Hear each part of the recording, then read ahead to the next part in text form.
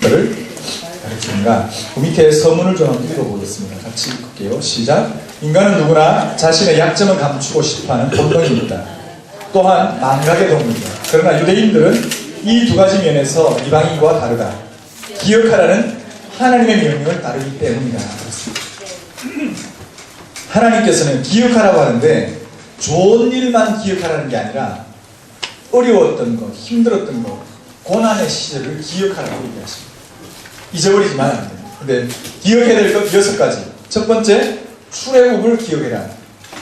두 번째, 출애굽을 기억한다는 것은 애굽에서 종으로 너희들이 있었다. 노예였다 하는 것을 기억하라는 것입니다. 둘째는 시내산에서 말씀 맡은 것을 기억하라. 하나님은 유대인에게 말씀을 주시고 말씀 맡은 자로 삼으셨다. 그것을 기억해. 너희들이 말씀 맡은 자이다 하는 것을 기억하라는 것입니다. 세 번째는 아말렉의 공격을 기억하라. 그렇습니다. 아말렉이 유대인을 공격함으로써 이스라엘은 토라 공부를 하는데 실패하게 됩니다.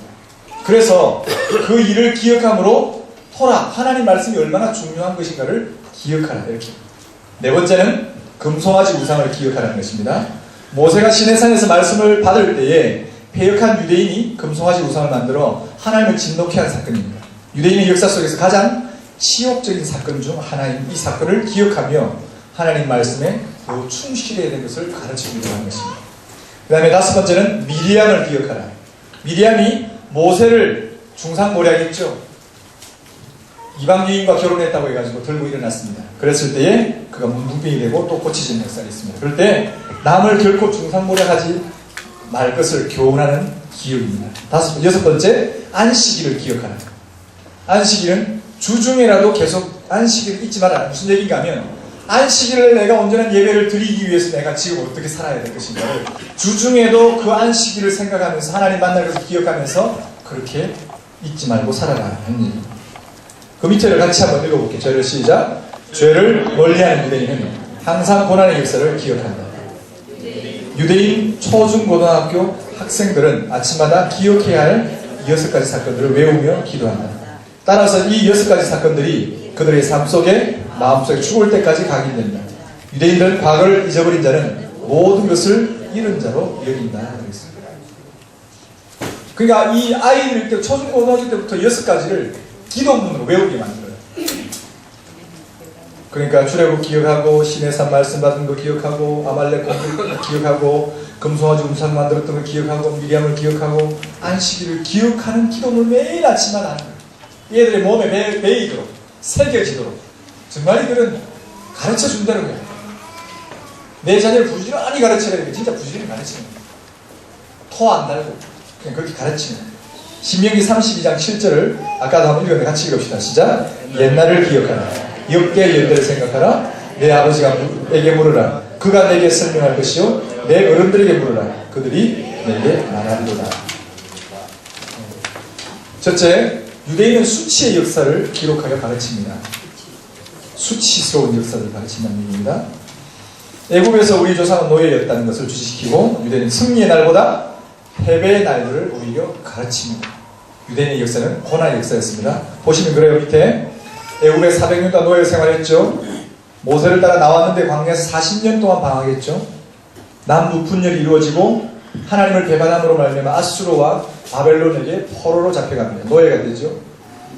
70년, AD 70년에 로마의 공격을 받아가지고 멸망한 후에 11만 6천 명이 십자가에서 달려 죽습니다. 유대인들이.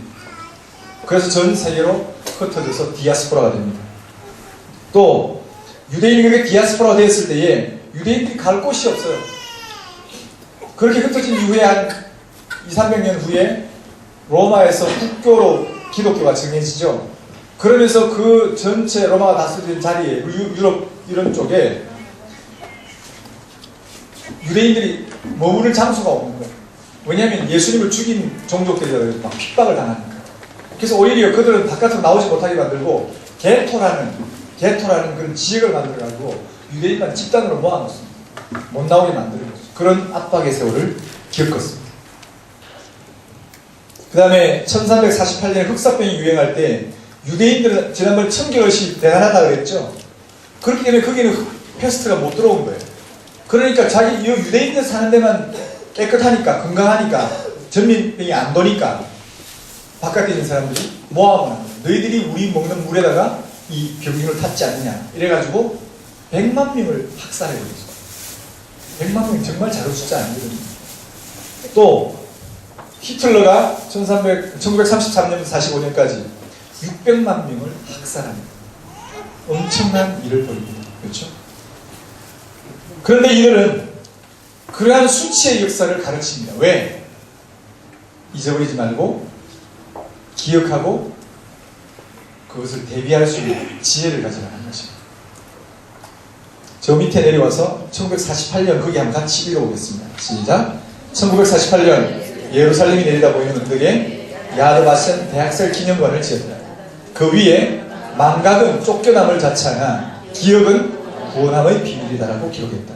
예수님도 유대인이셨다. 마지막 6월절 만찬에서 떡과 포도주를 나누면서 나의 고난을 기념하라고 말씀하셨다. 나를 기념하라. 예수 그리스도의 십자가의 피를 기억하라는 것이다.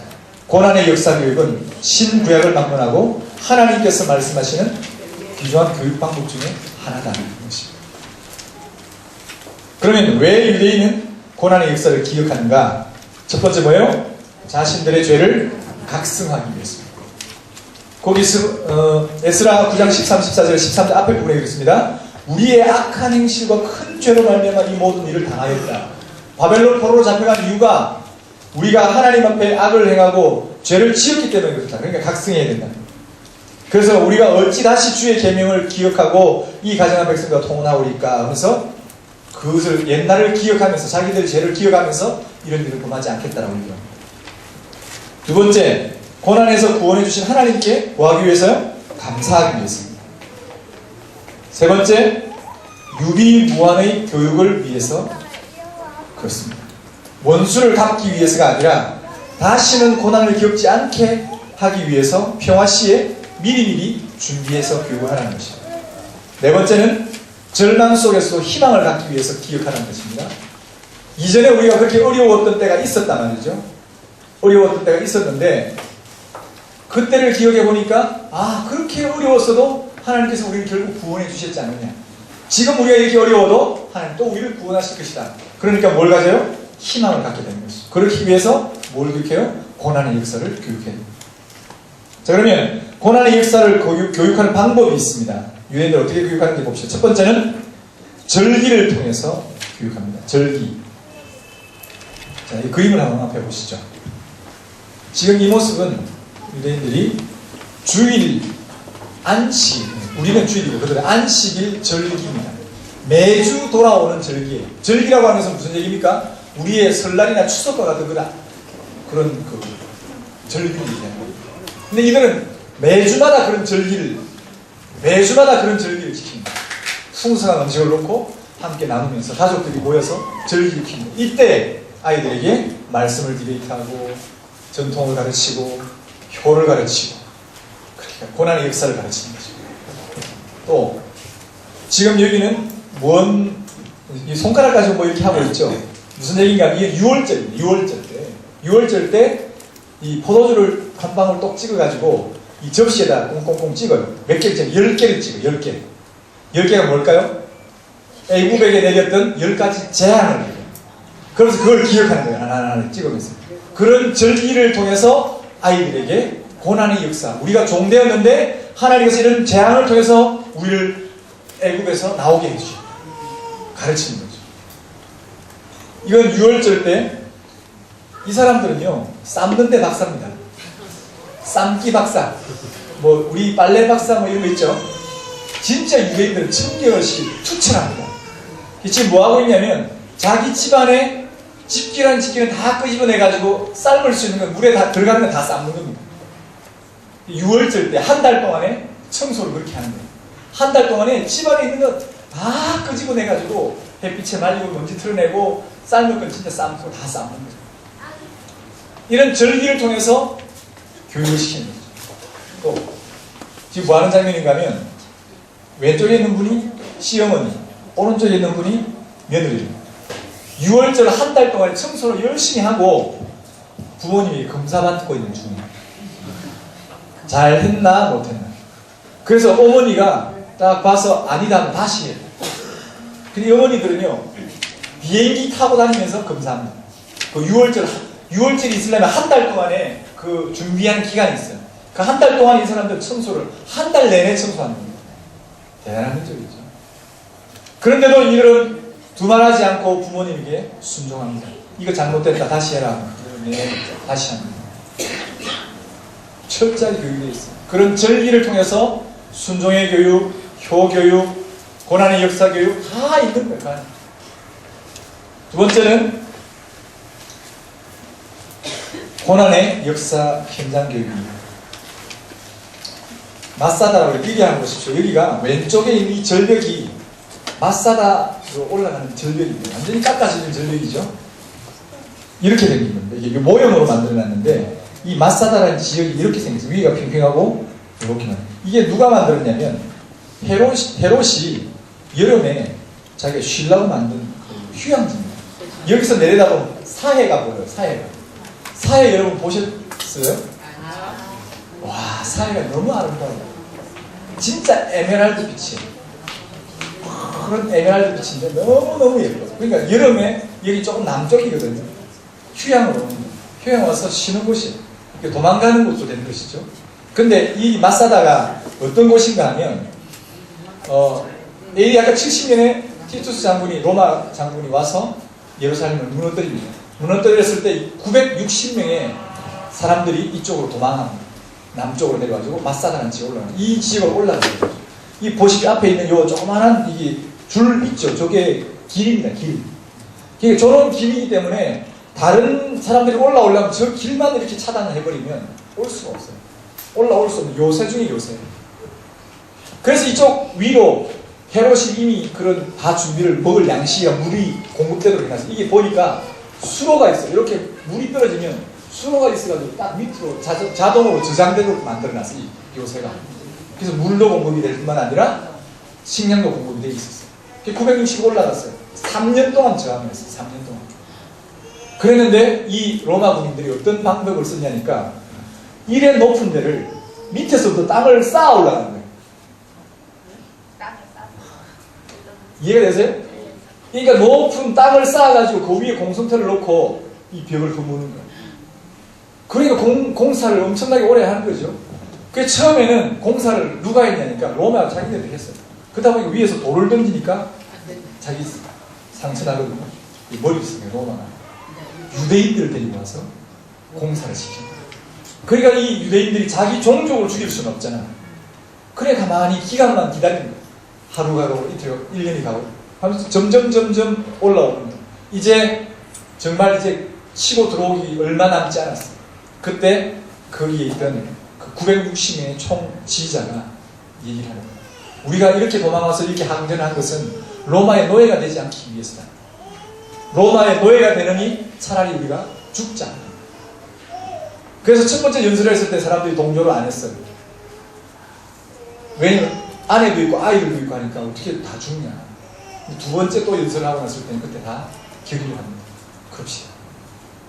그리고서는 아빠, 엄마, 아이들 차례를 눕히고 그 960명 중에 10명을 뽑습니다. 10명을 뽑아서 죽이는 사람을 해서 이렇게 쫙 눕혀놓고 10명이 죽여가는 거예요. 계속 다 죽여요. 그리고서 10명만 이제 남았잖아요. 10명 중에 1명을 뽑아요. 그래서 또 1명이 9명을 죽입니다. 그리고 자기는 마지막 남은 사람은 혼자 자기 스스로 죽습니다. 그렇게 해서 다 죽었어요.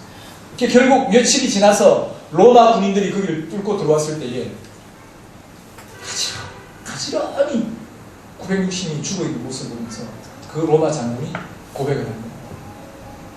아비에셀, 결국 내가 졌다. 이런 장소입니다. 보통 우리에게 보면 패배의 장소잖아요. 그죠? 패배의 장소고 그렇기 때문에 뭐 없애버리면 좋겠다 생각. 이런 그게 아니에요. 고난의 역사도 여기에서 그 이스라엘 군의 장교 임관식을 합니다. 그러면서 그 마사다의 정신을 떠올리는 거죠. 또 이 주변에는 이스라엘 군대 훈련소가 있습니다. 그 훈련 정신을 또 키우는 것이죠. 아이들이 성인식도 여기 가서 하는 걸 좋아합니다. 이스라엘 아이들 성인식 한다 그랬죠. 여기 가서 합니다. 민족성을 키우기 위해서. 그렇게 역사교육을 시켜낸 것이죠. 그런 역사교육이 있었기 때문에 1967년에 6월 5일날 무슨 일이 일어납니까? 6.1 전쟁이 터지죠. 그렇죠? 6.1 전쟁이 터졌어요. 48년도에 건국을 다시 독립을 했는데 67년이면 곧 한 19년밖에 안 됐어요. 그래서 250만 밖에 없었어요, 이스라엘이. 근데 1억 5천이나 되는 아랍 공격에 들어온 겁니다. 세계는 다 이미 이스라엘이 이제는 20년도 채 안 돼서 망하는구나 생각했어요.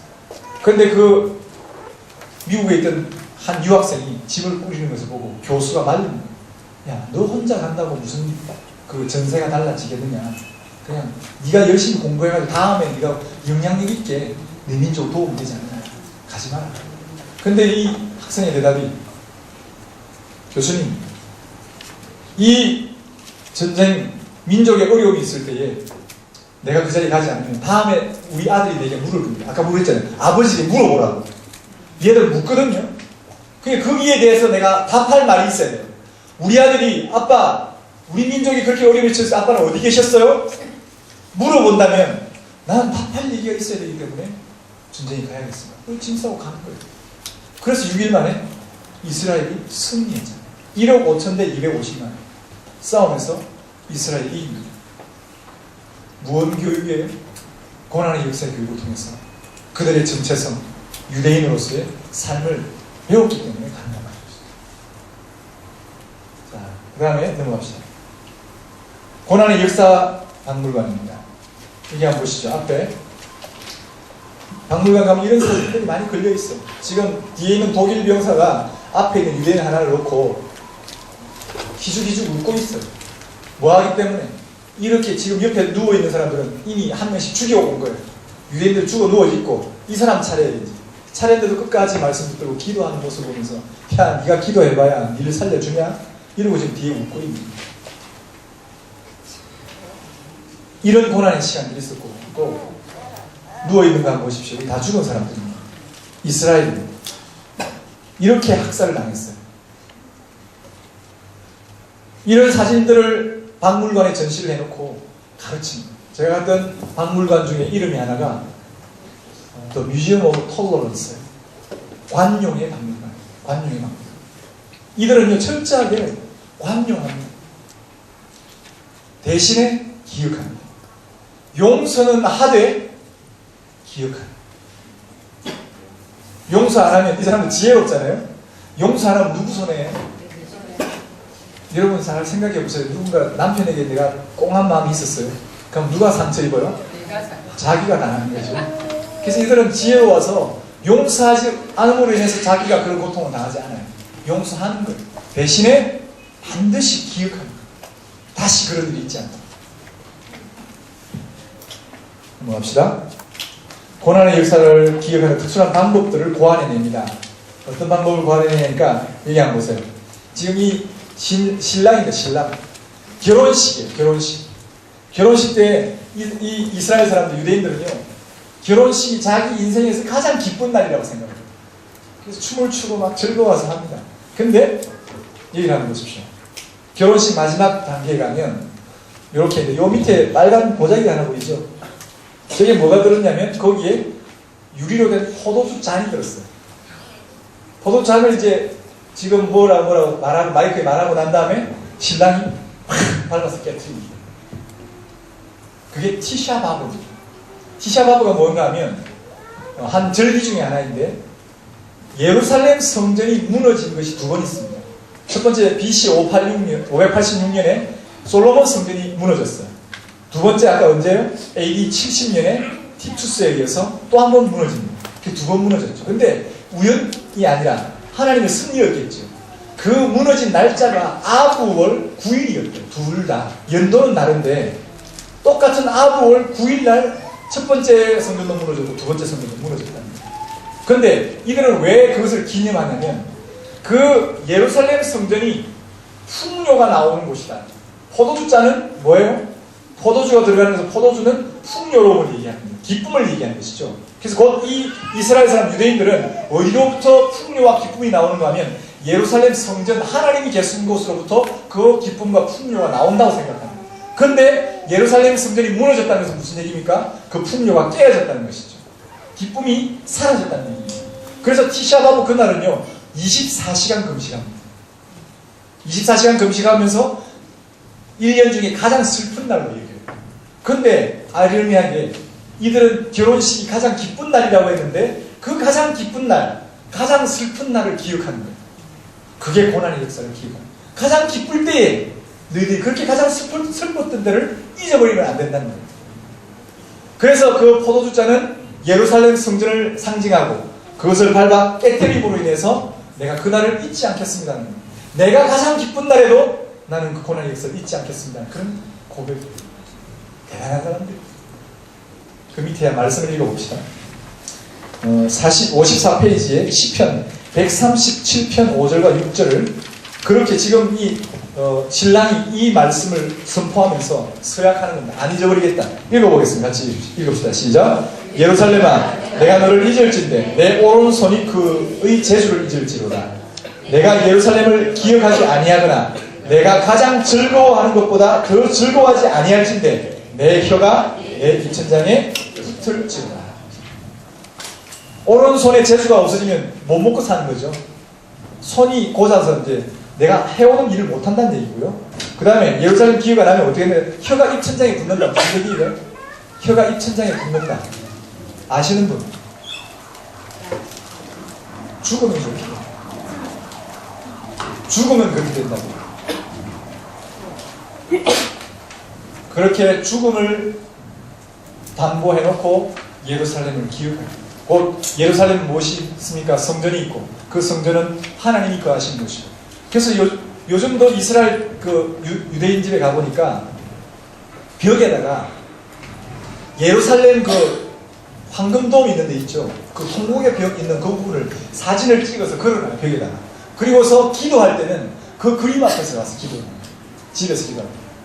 그만큼 예루살렘 성전 그것을 너무너무 귀중하게 이들은 여깁니다. 모든 것이 그것으로부터 나온다고 믿기 때문에 거기를 향해서 기도합니다. 그래서 결혼식 날에도 그 무너졌던 날을 기억하겠다는 것이죠.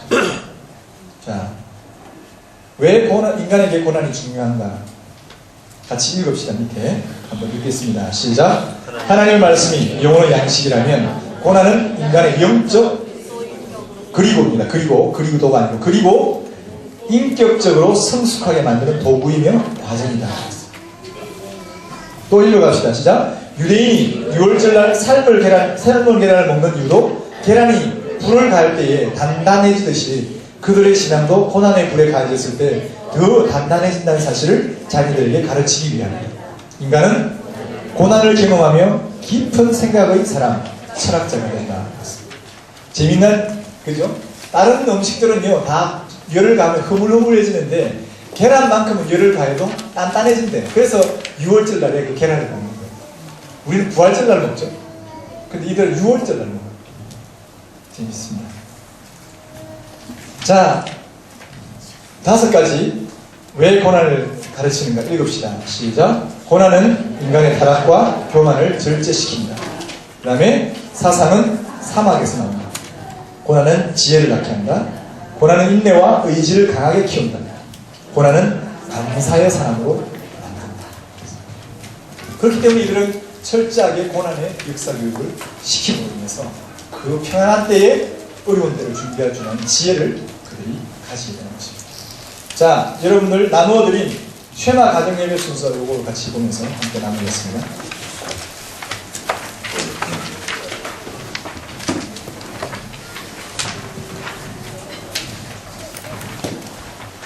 이제 여러분들이 다음 주에는요, 실제로 예배를 같이 저와 온 식구들이 드릴 겁니다. 초청 다 하셨죠? 가족들 초청 지난주에 하라고 숙제내드렸는데 하셨죠? 네. 저 뒤에 계신 분들 혹시 남편이나 가족들 초청해 놓으셨나요? 오늘 정확하게 좀 조장님들이 일러주고 가세요. 그래 우리가 다음 주에 준비를 할 수 있기 때문에.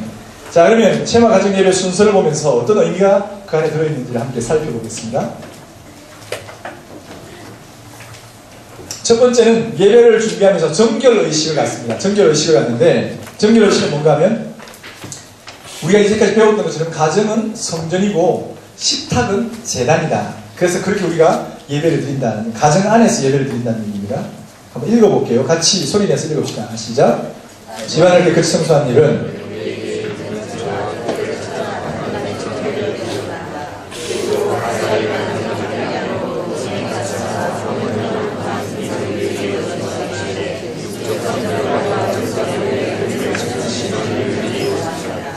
계속 읽읍시다.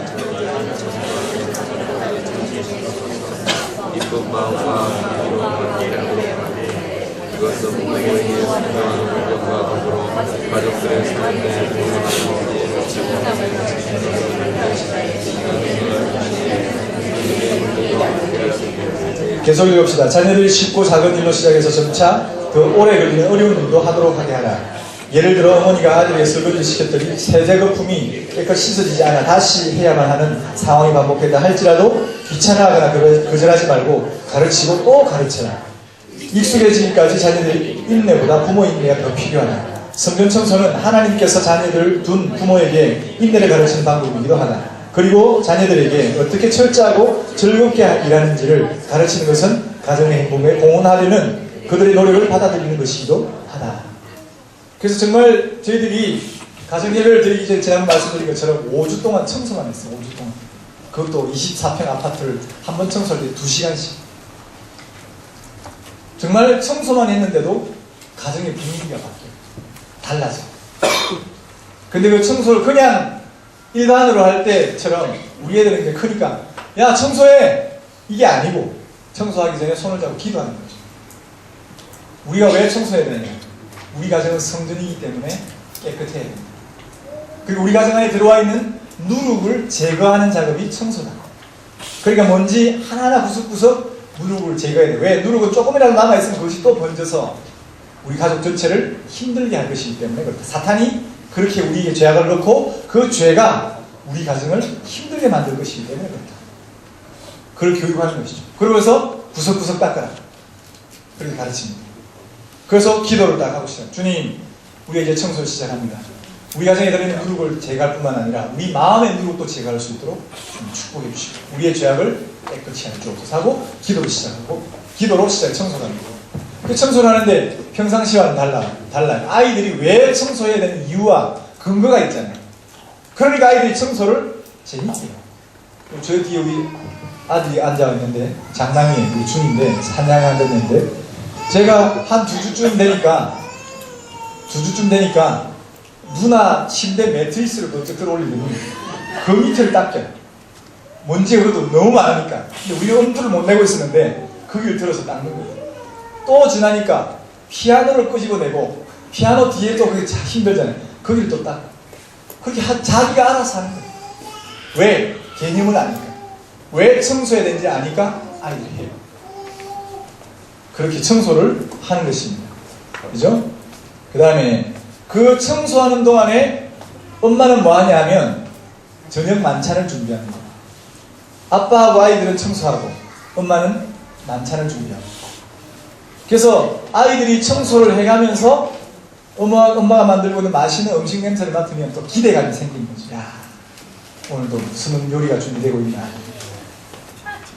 어머니들이 지금 좀 뭐 곤란해지고 있는 상황입니다. 매주 만찬을 준비해야 된다 그러니까. 네. 그래도 하십시오. EQ는 어머니 담당이라고 그랬죠. EQ. 그렇게 냄새로, 오감으로 아이들에게 EQ를 높여주는 겁니다. 음식을 하면서 그 냄새를 풍겨줌으로써 아이들이 냄새를 맡으면서 아, 엄마가 준비하는 그 냄새를 기억하는 거예요. 그리고 평생 그 냄새를 잊지 못하죠. 왜? 우리가 장가를 가도 어머니가 옛날에 해주셨던 그 음식을 기억하는 것처럼 그런 효과가 있는 거예요. 그래서 항상 아이들이 문제가 생겨도 세상으로 도망가지 않고 어디로 와요? 집으로 돌아오는 거죠. 가정으로 돌아오는 거죠. 자, 두 번째, 온 가족이 그렇게 청소를 하고 난 다음에 몸을 씻습니다. 샤워를 하거나 목욕을 하거나 하는 것이죠. 그 다음에 샤워 다 하고 난 다음에 잘 차려진 음식을 같이 나누는 겁니다. 맛있는 음식. 그래서 유대인들은요, 아이들이 이렇게 얘기해요. 내 핍생활에는 이 사람들 굉장히 절약하는 내 핍생활을 해요. 그게 몸에 배어 있어요. 이미 아버지로부터 경제교육을 어릴 때부터 받아요. 그렇기 때문에 아이들이 평소 때 엄마 이거 먹고 싶어 하면 아이들 뭐라고 하냐면 안식일날 먹자. 안식일날 먹자. 그냥 돈 턱 주고 사주는 게 아니고 안식일날을 기대하게 만들어주고 안식일날 그 저녁 만찬 때에 그 맛있는 것을 먹을 수 있도록 기대감을 주고 안식일을 생각해 만드는 것이죠. 자, 그래서 그렇게 맛있게 먹을 때에 항상 뭐 하냐면 이 모든 쌀 한 톨, 반찬 하나 이것들이 다 어디로부터 왔다? 하나님께로부터 왔다는 것을 감사하는 그 마음으로 식사를 합니다. 지난번에 왜 식사 예절 우리 가르쳤잖아요. 즐겁고 기쁜 마음으로 감사하면서 먹어야지. 안 먹으면 주지 말아 그랬죠 제가. 요즘은 주시나 몰라요. 자, 그래서 이제 그렇게 식사를 마치고 나면 이제 예배로 들어갑니다. 설거지를 싹 해놓고 정리를 하고 예배로 부르십니다. 같이 읽어보겠습니다. 시작. 예배 시작을 하려면 말씀 선포를 통해 성령 하나님이 가정의 깊은 곳까지 성령의 기름 부으심으로 충만하기를 기대하라. 아버지가 가정의 대제사장으로서 지성소에 들어가는 것과 같이 양강 나팔이 울리는 것을 상상하며 힘차게 말씀을 선포함으로 가정을 묶고 있던 모든 정사와 권세와 하늘 악의 영들과 어둠의 주관자들은 떠나갈 것이며 가정이 성령의 조명하심 아래 들어갈 것입니다. 그래서 요즘에 저희들은 이 말씀을 외칩니다. 그 시편 24편 7절 8절 문들아 너희 문을 들지어다 영원한 문들아 들지어다 영광의 왕이 들어가시리라. 영광의 왕이 누구시냐? 강하고 능하신 여호와시요 전쟁에 능한 여호와시오다 하고 외칩니다. 문을 든다는 것은 들리라는 것은 무슨 얘기예요? 그분이 들어오시도록 환영하는 것이죠. 우리 성령 하나님께서 우리 가정 안에 충만히 들어오시도록 환영의 노래. 그래서 이 노래도 같이 제가 선포를 이렇게 딱 하고 나서 노래를 같이 부릅니다. 문들아 머리 들어라 들릴지어다 영원한 문들아 영광의 왕 들어가시도다 영광의 왕 들어가신다. 여기까지입니다. 예. 그렇게 노래를 참 같이. 그래서 그분이 오실 것을 맞아들이는 선포와 노래를 부르는 것입니다. 그 다음에 촛불을 켭니다. 촛불을 켭니다. 촛불을 켜는 것은 촛불을 켜면서 예배를 위해서 어머니가 감사 기도를 하는 겁니다. 한번 읽어볼게요. 같이 읽읍시다. 시작. 예수 그리스도가 세상의 빛이듯 어머니는 가정의 빛이다. 어머니나 딸들이 가정에 불을 밝히는 이유는 가정의 기쁨과 행복은 어머니로부터 시작됨을 알리는 것이다. 그리고 세상의 빛으로 오신 예수님을 닮아 빛된 행실로 주님께 영광을 돌리라는 것을 의미하기도 한다. 그렇습니다. 근데 그 밑에 우리 옛날 성막 안에 성소에 들어가면 성막은 이렇게 구성되어 있잖아요. 바깥 이렇게 그 천막이 쳐져 있고 그 천막을 들고 들어가면 뜰이 있고 그 뜰 앞에 번제단이 있고 물두멍이 있고 물두멍을 지나가면 이제 성소로 들어가는 문이 있습니다. 거기를 딱 들어가면 거기 한제 천막을 덮여있기 때문에 세 가지가 있죠. 등대와 그 다음에 떡상과 그 다음에 향로가 놓여져 있습니다. 이 세 가지인데 딱 성소로 들어갈 때 제일 먼저 눈에 딱 띄는 게 뭐겠어요? 깜깜한데 뭐가 제일 먼저 눈에 보이겠어요? 등대가 보이죠. 등대. 그 등대는 뭔가 하면 금 한 달란트를 가지고 이렇게 부어서 만든 게 아니고 얼마나 정교하게 하는지 이걸 금 한 달란트 덩어리 금이 있으면 이걸 땅땅땅 두들겨 가지고 줄기도 만들고 이렇게 다 만드는 거예요. 그렇게 잘라서 붙이거나 녹여서 붙이는 게 아니고 그 한 덩어리를 이렇게 펴가지고 만들어낸 게 등대. 대단하죠? 자, 그러면 그걸 뭘 의미하는가 하면 밑에 보시면 세 번째 줄에 이렇습니다. 가정에서 어머니의 헌신과 수고로 온 가족이 행복을 누릴 수 있는 것이다. 등대는 어두움 가운데 빛을 비추는 등잔을 받쳐주는 역할을 한다. 등잔은 어둠을 밝히는 성령을 상징하는데 마치 가정의 대제사장이자 머리인 남편을 등대의 역할을 하는 아내가 받쳐줌으로써 남편이 더욱 자신감을 얻어 가정을 하나님의 축복으로 인도하는 것이다.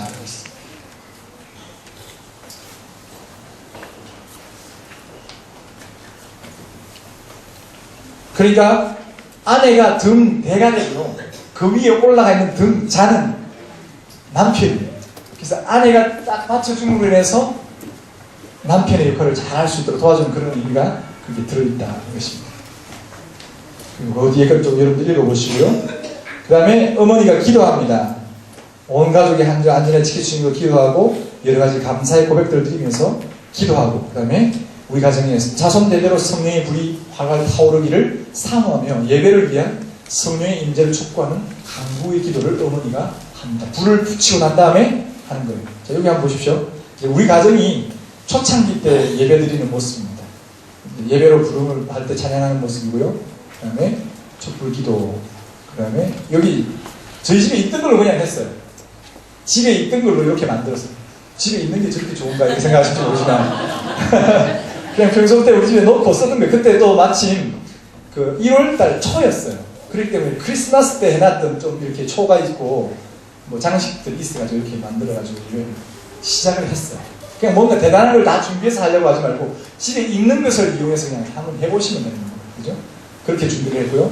그 다음에 어머니가 아까 촛불을 켜고, 촛불은 가족 수배로 합니다. 아까 우리가 여기 보았다시피 이게 빨간 거 엄마, 초록색 아빠, 요 세 개는 우리 아이들 거, 이렇게 해서 5개입니다. 가족 수배로 불을 밝힙니다. 엄마가 아까 그런 의미를 가지고 불을 밝히는 것이죠. 불을 밝히고 난 다음에 엄마가 기도하죠. 기도하고 나면 그 다음에 무슨 순서가 되냐면 엄마에게 감사 고백과 그다음에 감사 찬양을 불러줍니다.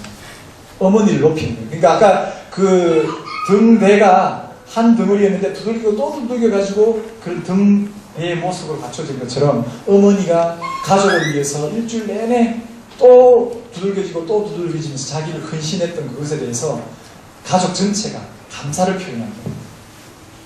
이런 거는 우리 예배는 없잖아요. 그죠? 있어요. 근데 제 아내가 이 시간 제일 좋아합니다. 와, 나를 인정해 주다니, 나의 고생을 인정해 주다니. 근데 맨날 그런 얘기하거든. 당신이 내가 어떻게 일하는지 아냐고 맨날. 당신이 날 모른다고 맨날 그랬어요. 근데 이때 인정을 해주니까 너무 입이 이만큼 걸려가지고, 그죠? 얼마나 좋아하는지. 그렇습니다. 그래서 엄마가 축복으로 이제 기도하고 난 다음에 이렇게 축복합니다. 그렇죠? 축복하고 난 다음에 제일 마지막 가보세요. 5번의 맨 마지막에 세수식 바로 위에 잠언 31장 내용이 있습니다. 31장 내용 한번 보세요. 아이들도 한마디씩 다 고백을 합니다. 아이들도 엄마에 대해서 엄마 이번 주간에 이렇게 해서 고마워요, 감사해요 이렇게 다 고백하게끔 하고, 남편도 고백하죠. 남편은 뭐라고 하냐면 이렇게 합니다. 잠언 31장 29절 30절. 이 유대인들이 이 말씀을 근거로 해서 이 아내를 축복하는 겁니다. 같이 한번 읽어보겠습니다. 시작. 득행이 있는 여자가 많으나 그는 모든 여자보다 뛰어나다 하느니라. 고운 것도 거짓되고 아름다운 것도 헛되나 오직 여호와를 경외하는 여자는 칭찬을 받을 것이라. 그 손의 열매가 그에게로 돌아갈 것이요 그 행한 일로 말미암아 생명에서 칭찬을 받으리라 하고서 아내를 축복하는 것입니다. 축복하고 나서 이제 그 다음 이어지는 순서가 이제 세수식입니다. 한번 읽어보겠습니다. 같이 읽을게요. 시작. 구약실에 있는 순서에는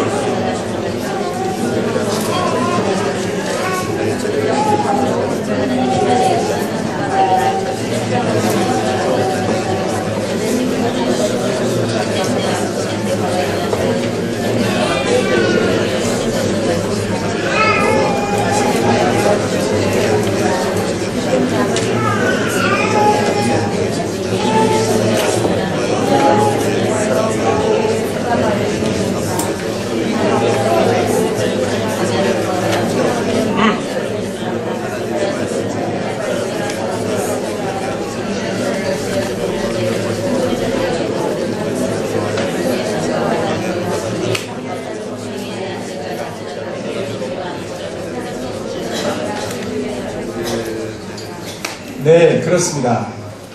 우리는 이미 예수 그리스도로 말미암아 다 몸을 목욕한 사람이죠.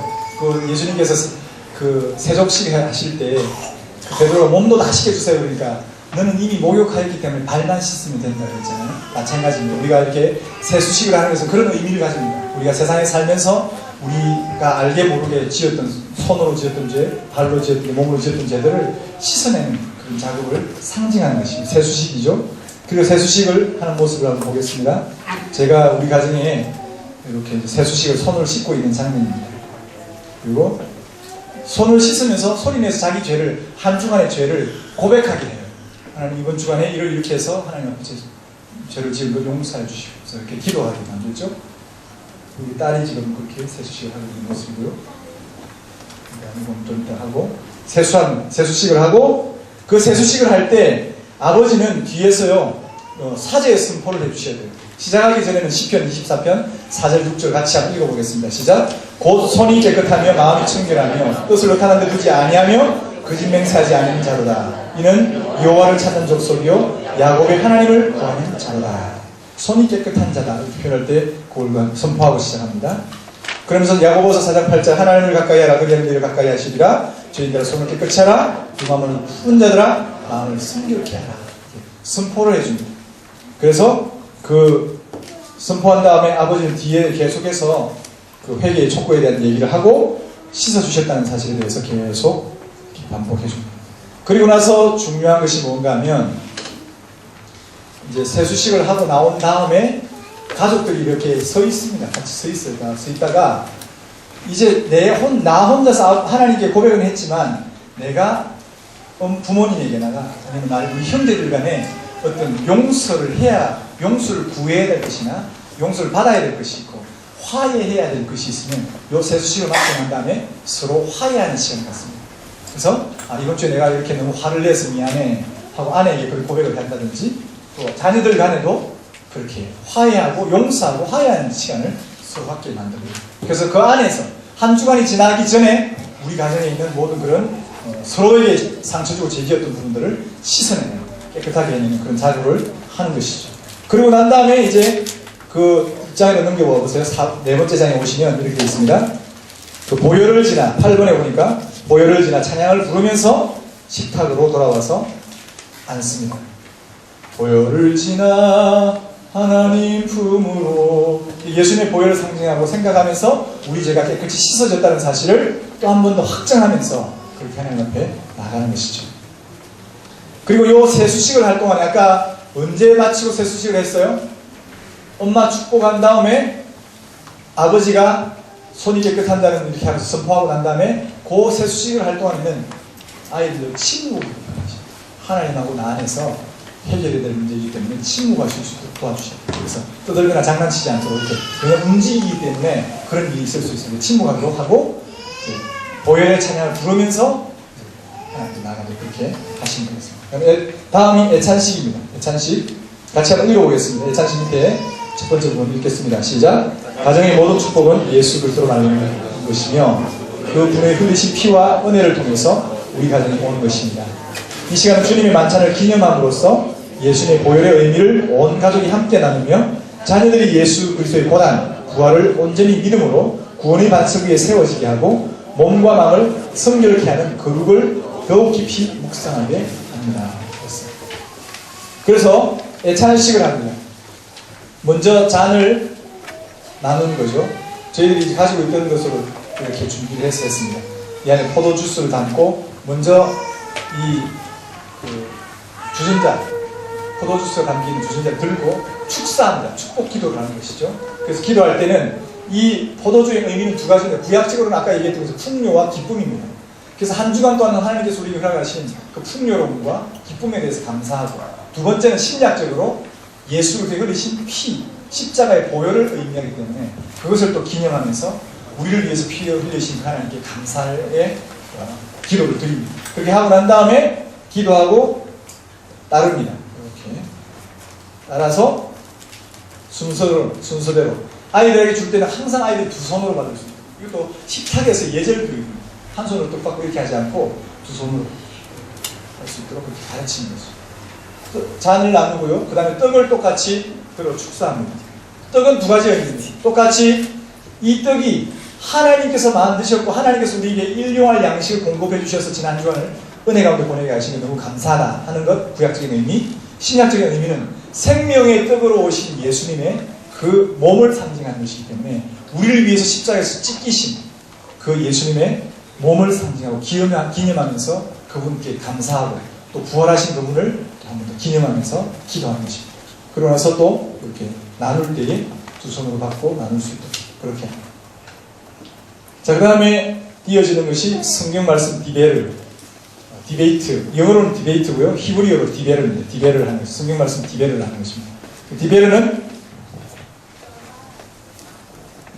질문을 가지고 질문을 부모님이 먼저 그 본문을 쭉 보면서 질문을 만들어 놓는 거예요. 만들어 놔가지고 아이들에게 질문을 하고 그 질문에 답을 받고 또 답을 바로 해주는 것이 아니라 또 질문을 해서 그 답을 찾아갈 수 있도록 아이들 계속 질문에 질문을 던지고 질문했을 때 또 역질문을 하도록 만들고 그런 형식으로 진행을 하는 거예요. 그렇게 할 때 저희 가정에는 약 1시간 반에서 2시간 정도 디베이트가 됩니다. 이것만 해도 그러니까 한 본문 우리는 이제 거기 생명의 삶으로 매일 묵상을 하니까 생명의 삶에 뭐 한 10절 정도 말씀이 나오는데 그 10절을 가지고 서로 질문을 만들고 디베이트를 해보면 1시간만 2시간 짧아요. 금방 지나요. 그래서 이게 저녁에 토요일 저녁에 하니까 막 10시 반 이렇게 돼버리거든요. 그러니까 안 되겠다. 내일 주일이니까 자자. 그러고 이제 끝냅니다. 그만큼 이게 시간이 정말 길어요. 공정수 집사님, 우리는 이제 고등학생들이니까 길겠지 그랬죠. 공정수 집사님 얼마나 걸리던가요? 2시간 넘는데. 얘들은 지금 초등학교 몇 학년이에요? 다윤이가? 3학년. 3학년이고 그 막내는 7살 맞아요? 6살? 그런데도 그 아이하고 하는데 2시간이 걸립니다. 재밌어요. 근데 아이들이 굉장히 재밌어요. 지루하게 뭐 자마 이게 아니고 눈이 동글동글 해가지고 어떻게 하든지 뭐 질문을 해보고 싶고 막 이렇게 너무 시간이 재밌어요. 안 하신 분들은 시작해 보시기 바랍니다. 오늘 이제 배우셨어요. 다시 했으면 실천해보세요. 디베를 하고요. 그다음 중보기도 합니다. 중보기도 보면 나라 민족을 위해서, 북한을 위해서, 한국교회와 영적 지도자를 위해서, 이 시대의 청년들을 위해서, 이 땅의 3% 30만 가정 비전을 위해서, 그 다음에 기도가 필요한 우리 주변의 가족과 친척과 이웃들을 위해서 중보하는 시간을 갖습니다. 여기서 지금 중보기도하고 있는 모습입니다. 기도하고 있죠. 디베이트하는 모습이었고 중보기도하는 모습입니다. 그리고 나서 이제 쉐마 3대 찬양을 하면서 구제 헌금을 합니다. 헌금은 째다카입니다. 유대인들 째다카를 해서 그거는 모아놨다가 이제 막내 손에 들려가지고 실제로 구제하는 곳에 데리고 갑니다. 아이들 데려가서 거기에서 너희들이 모았던 헌금했던 돈이 이렇게 쓰인다는 것을 보여주고 실제로 생활로 삶으로 그렇게 구제하도록 하는 것입니다. 그 다음에 아버지 축복기도 그리고 서로 축복하기. 이 아버지가 축복기도하고 있는 모습입니다. 아이들이 무릎을 꿇고 앉아서 지난번 우리가 배울 때 아버지는 축복권이 있다고 했어요. 왜? 하나님께서 헤드십의 원리에 의해서 그 가정에 남편을 머리로 세우셨고 축복권을 주셨어요. 그래서 남편이 아내의 머리에 손을 얹어서도 축복합니다. 아내에게도 하고 아이들에게도 축복하는 것이죠. 그리고 나 축복기도가 마치고 나면 서로 축복합니다. 가족 전체가 다 허깅하면서 축복해 주는 것이죠. 사랑한다고 고백하고 축복하는 것이죠. 아내하고 딸하고 저는 찍느라고 아마 없는 것 같습니다. 이렇게 축복의 시간을 하고 주님 가르친 기도로 마무리하게 됩니다. 자, 그러면 여러분들이 이제 다음 주가 되면 이 예배를 실제로 여기 학교에 와서 드릴 거예요. 가족들과 함께. 그러면 어디서 어떻게 모이냐면 다음 주 여러분 잘 들으세요. 광고를 못 들으면 출연이 안 되는 거 알고 계시죠? 모르십니까? 그거 다 200만이 출연하고 그러는데 지금 광고 못 들어가지고 못 나온 사람이 애국에서 못 나온 사람이 있어요. 오늘 광고를 잘 들으셔야 됩니다. 자, 다음 주는요 여기서 하지 않고요 교육센터 7층으로 오셔야 돼요. 교육센터 7층으로 오십니다. 아셨죠? 교육센터 7층. 근데 오실 때 그냥 오면 안 되고 학교에서 여러분들 가정별로 다 이 예배 선물을 준비해 드릴 수가 없어요. 그래서 여러분들이 선물을 각자 준비해 오셔야 돼요. 가정별로. 자, 보세요. 여기 첫 번째 초. 여러분 가족 수대로 초를 준비하세요. 뭐 어떤 것이든 괜찮아요. 근데 대신에 툭 넘어지는 거 말고 안 넘어지게끔 왜냐면 거기서 넘어지면 곤란하니까 안 넘어지게끔 납작하는 거 이런 거 좋겠어요. 그런 것들을 준비하세요. 초. 그 다음에 초와 함께 뭘 준비해요? 옆에 왼쪽에 뭐 있어요? 불을 붙이는 거, 라이터는 안 되고 이런 거면 제일 좋겠어요. 뭐 라이터 괜찮아요. 평소에 지니고 다니시는 분들은 뭐 그냥 하셔도 여기 지니신 분 계신지 안 계신지 모르겠지만 여하튼 불 붙일 거 가져오셔야 돼요. 적으십시오 빨리. 준비하세요.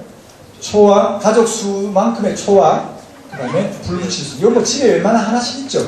없으면 이번에 마련하십시오. 어차피 예배 드려야 될 거니까 하나 마련하세요. 그다음 두 번째, 이게 뭐냐면 이게 빵입니다. 빵은 우리가 준비할 거예요. 학교에서 빵은 여러분들 다 가정마다 하나씩 드릴 겁니다. 빵하고 주스는 드릴 거예요. 대신에 빵을 담을 수 있는 뭐예요? 접시. 그리고 빵을 덮을 수 있는 이 덮개를 하나 가져오십시오. 됐습니까? 빵 담는 접시하고 빵 담는 덮개. 식빵이니까 여러분 보통 뭐 이렇게 파리바게뜨 가면 이렇게 찢어 먹는 식빵 있죠? 잘라놓은 거 말고 찢어놓은 거 찢는 걸로 할 거거든요. 그거 덮을 정도의 그런 수건이면 되겠습니다. 네? 왜 덮어야 돼요?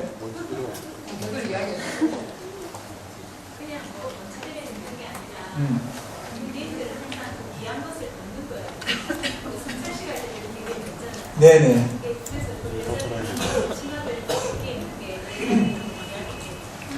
예, 덮어야 돼요. 귀한 것이기 때문에. 예. 귀한 것이라 덮는 겁니다. 아셨죠? 그러니까 덮는 걸 꼭 가져오세요. 자, 그러니까 접시하고 덮개하고 그 다음에 넘어가면 여러분들 가정에서 쓸 수 있는 포트를 하나 가져오세요. 주스를 담을 수 있는 포트. 주전자 같은 거. 주스 담는 주전자. 뭐 너무 큰 건 말고 1리터 정도 담기는 건 좋겠어요. 1리터 정도 담기는 거. 그래서 이 주스는요, 나중에 말씀 디베이트 할 때도 아이들이 또 따라 먹을 수 있어요. 그 분전할 때만 먹는 게 아니고 디베이트 이제 그 애찬씨 끝나고 나서 말씀 나누잖아요. 그럴 때에 빵도 더 뜯어 먹고 포도주스도 더 부어서 먹을 것이기 때문에 조그마한 거 가져오면 금방 떨어져서 안 돼요. 그러니까 조금 여유 있는 걸 가져오세요. 그래서 이렇게 준비하시면 되겠습니다. 잔.